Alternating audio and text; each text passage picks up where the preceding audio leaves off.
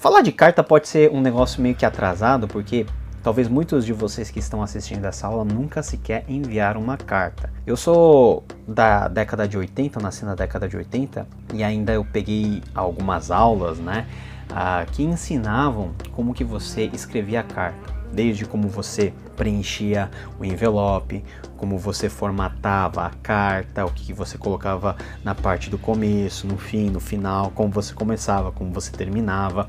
Eu cheguei a enviar muita carta indo para os correios, escrevendo, selando.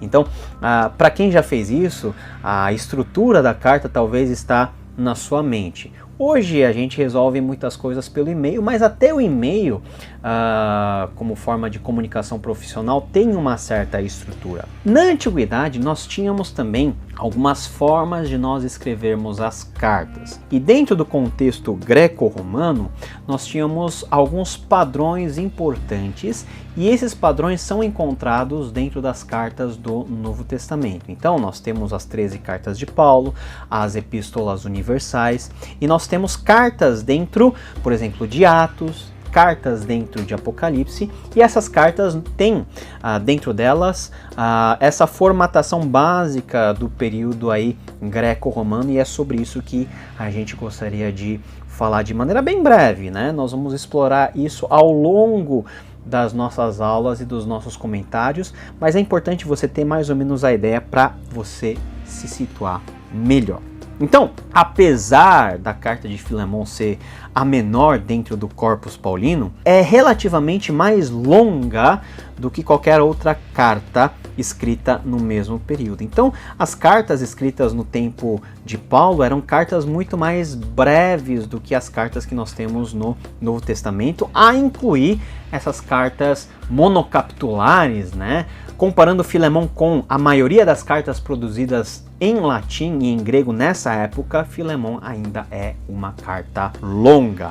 Dito isso, vamos para a estrutura básica epistolar da antiguidade, que é composta de 3 elementos. Em primeiro lugar, nós temos aquilo que chamamos de introdução epistolar. O que é a introdução epistolar? Ela contém, em primeiro lugar, a identificação do remetente, seguido da identificação do destinatário e um breve rogo de bênção e uma breve saudação. Então eu gosto de imaginar o seguinte: na antiguidade nós não tínhamos papel e envelope como nós temos hoje, né? Papel de celulose é uma invenção da modernidade. Nós tínhamos basicamente papiro.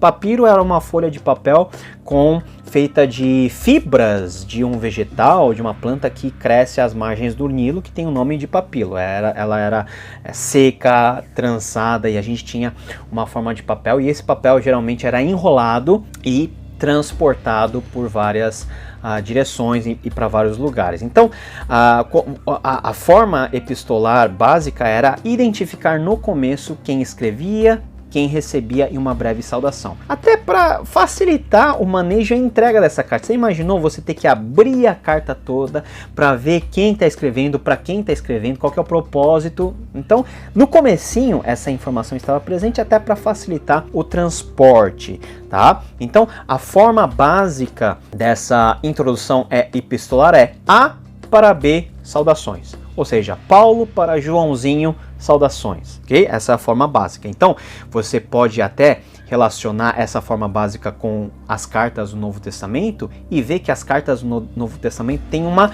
introdução epistolar muito mais elaborada do que a forma convencional da época. Pega lá Romanos. Dentro da saudação, desenvolve a própria teologia principal do texto, né? Falando eu, apóstolo Jesus Cristo, tal, falar do evangelho do Filho, que é o evangelho de Deus, tudo está presente de forma condensada dentro dessa introdução epistolar. A seguir, nós temos aquilo que chamamos de corpo epistolar. O corpo epistolar é a parte mais importante da carta, porque é onde está a mensagem principal dos propósitos e da razão da carta ser enviada. Então, por que você está escrevendo a carta? Quais são os objetivos que você deseja atingir com essa carta? É o miolo, né? É a parte mais importante, que é encerrada pela conclusão epistolar, onde o remetente dirige-se ao destinatário de forma pessoal, né, saudando ele, saudando eventuais companheiros ou familiares ou amigos desse destinatário e colocando um breve rogo e uma palavra de despedida. É como a gente faz, a gente escreve uma carta e no final a gente tece as últimas considerações, mandando abraços, mandando beijo para os nossos conhecidos. A estrutura não é muito diferente.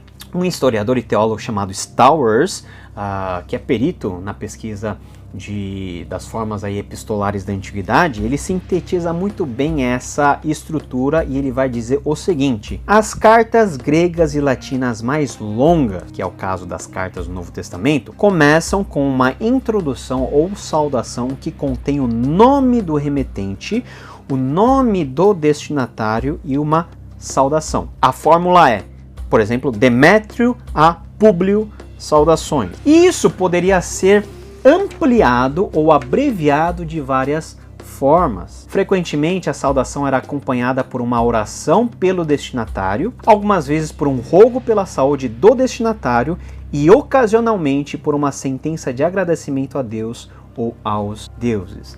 Você já começa a perceber que esse é o formato das cartas do Novo Testamento, na verdade, particularmente de Filemão. Continuando, as cartas geralmente terminavam com a palavra adeus. Algumas vezes o adeus é precedido por um rogo pela saúde do destinatário ou por um pedido para o destinatário saudar membros da família, amigos ou outros nomeados pelo remetente. Então, você tem aí uma visão bem clara de como era a estrutura de uma carta no tempo de Paulo, no tempo dos gregos e dos romanos. E esse conhecimento, é bom você já deixar aí na sua mente, porque é o que vai nortear a nossa exegese a partir das aulas subsequentes. Um exercício interessante para você fazer é pegar a sua Bíblia, o texto de Filemão, e fazer essa divisão. De onde até onde é a introdução? De onde até onde é o corpo? De onde até onde é a conclusão? E pega outras cartas de Paulo, ou de Pedro, ou de Tiago, ou de João, e tenta ver esse padrão. E você vai ver que realmente era um padrão fixo. Dentro dessa forma, os apóstolos colocaram todas os seus ideais teológicos, as suas respostas às crises que estavam acontecendo nas igrejas espalhadas pelo mundo mediterrâneo. E isso é algo muito importante a ser salientado, que as cartas do Novo Testamento partiram de demandas das igrejas. Então os apóstolos fizeram-se presentes nas igrejas, não de forma física, mas através do envio dessas cartas, que provavelmente eram lidas em público, como se o emissário dessa carta fosse o próprio Paulo ou os apóstolos, autores, falando direto com a comunidade. Caiu de paraquedas aqui no canal, nós temos muitos conteúdos relacionados à Bíblia, fé, línguas originais. Gostou desse vídeo? Clica aqui porque vai ter um conteúdo semelhante, e se você quiser conhecer mais da fé, clica aqui porque nós temos um conteúdo especialmente desenvolvido para você. Deus te abençoe e até a próxima!